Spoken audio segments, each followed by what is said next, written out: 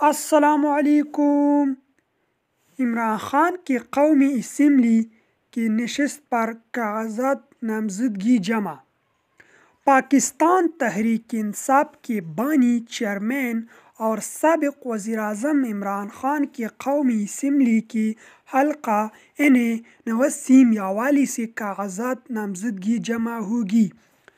تفصیلات کے مطابق بانی تحریک انصاف عمران خان کے کاغذات کی برائے امیدوار قومی اسمبلی حلقہ N 89 میاوالی سے جمع ہوگی۔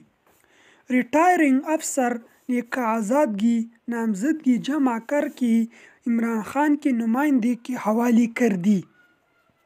واضح رہا کہ حلقہ N 89 میاوالی عمران خان کا آبائی علاقہ ہے اور گزشتہ انتخابات میں بھی سابق وزیر اعظم عمران خان سے یہ نشست اپنے پاس رکھا تھا۔